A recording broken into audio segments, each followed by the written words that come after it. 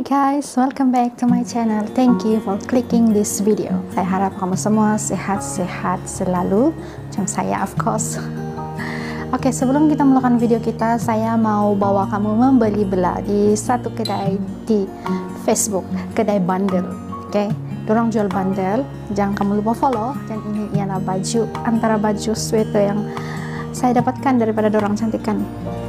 Sebetulnya dia masih kuat sebenarnya, tapi saya memang suka yang ada longgar-longgar sedikit dan ya cantik. Saya rasa cantik kalau pakai ini baju.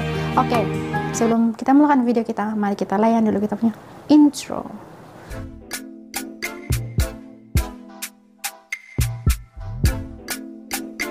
Gempar di Malaysia apabila baru-baru ini akhirnya selepas beberapa tahun, yaitu daripada 2017 kes ini bermula sehingga 2021 akhirnya mendapat satu kata putus di mana hakim memutuskan untuk memenjarakan 6 tertuduh ini dan beberapa lagi orang yang terlibat dalam kes ini, yaitu kes bully menyebabkan kematian Zulfarhan Osman.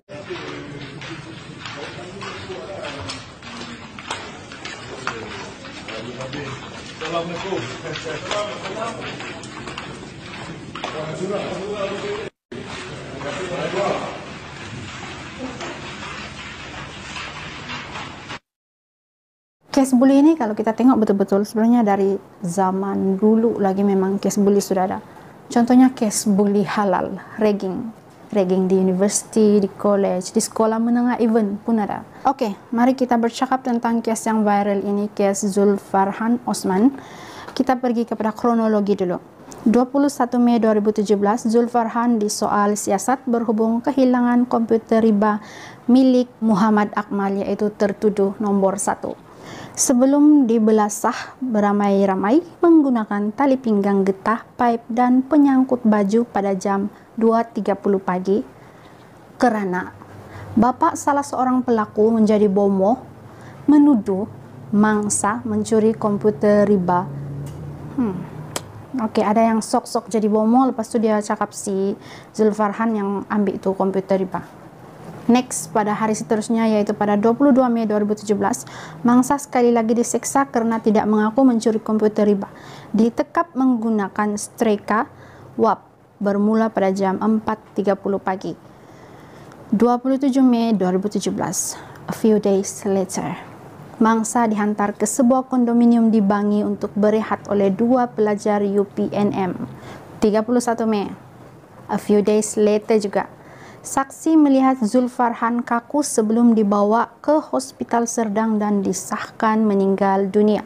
2 Jun, jenazah Zulfarhan Osman diserahkan kepada keluarga dan dikebumikan di Johor.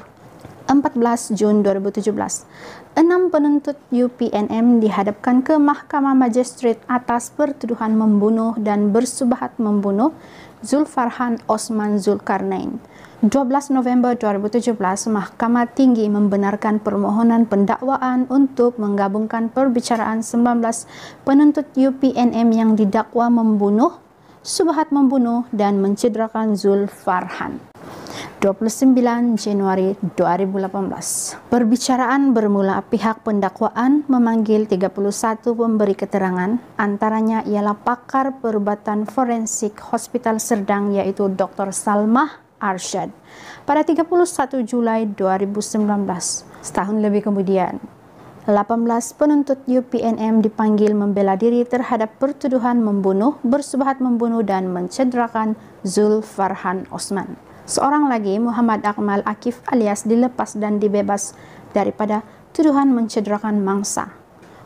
Dia dipindahkan kepada tuduhan pembunuhan.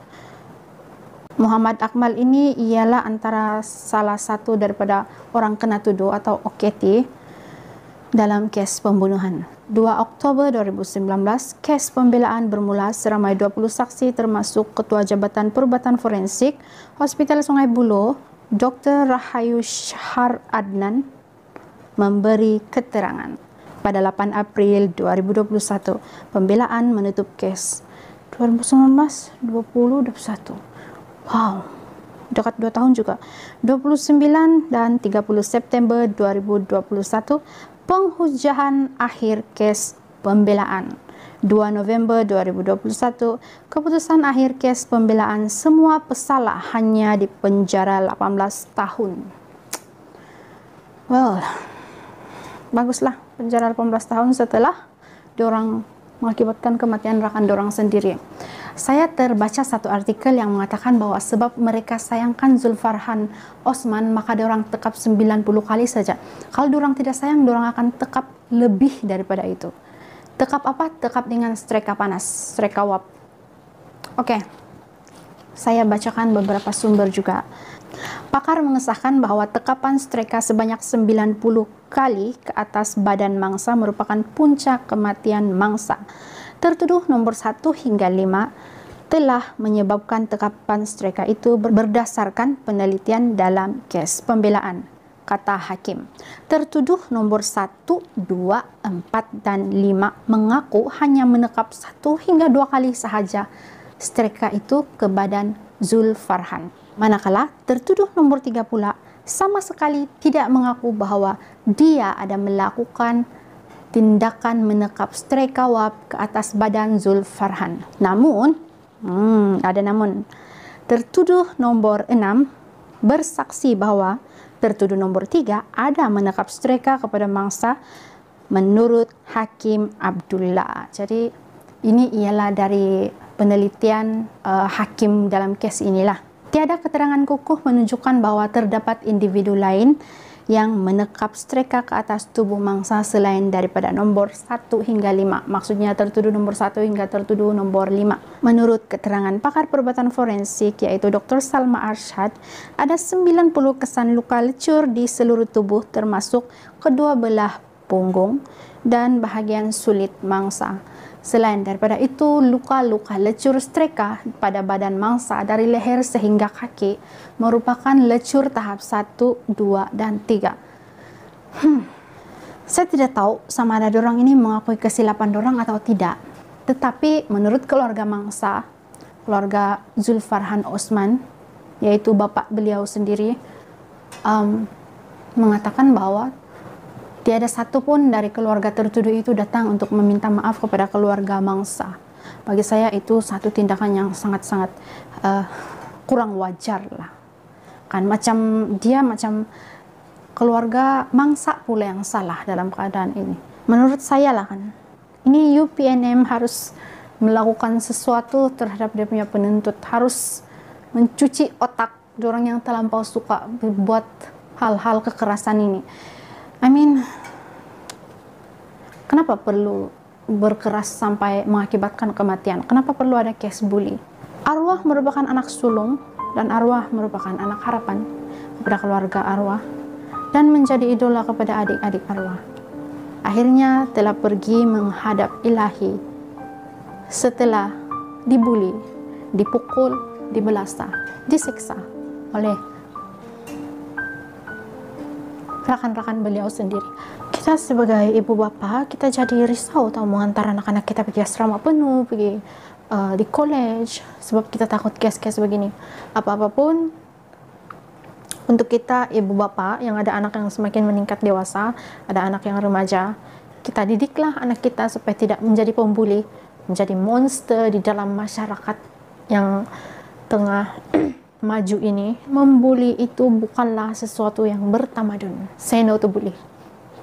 Oke guys, itu saja video kita untuk kali ini. Semoga daripada case ini kita mendapat pengajaran bahwa hidup kita ini bukan dilahirkan untuk kita menjadi pembunuh kepada manusia lain. Yang kedua, berusahalah untuk menjadi baik setiap kali.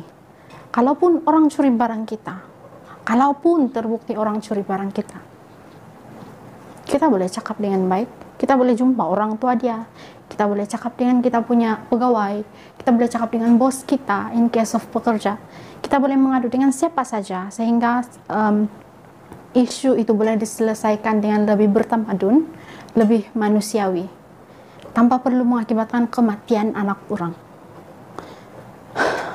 Oke, itu saja ulasan saya untuk kali ini. Saya takut saya terlebih-lebih pula memaki Hamun dalam video saya ini kan. I'm sorry kalau saya ada tersilap kata atau menggurus perasaan sesiapa dalam video ini, sebab ini hanyalah saya punya ulasan jujur Sebagai seorang ibu, saya juga mempunyai anak yang semakin membesar, dan saya juga antara ibu bapak yang risau untuk menghantar anak saya pergi sekolah di asrama. Asrama masa zaman saya lain, asrama zaman sekarang menakutkan. Oke, itu saja untuk video kali ini. Semoga kita semua sehat-sehat selalu. Dan salam takziah kepada keluarga Mangsa Zulfarhan Osman Zulkarnain.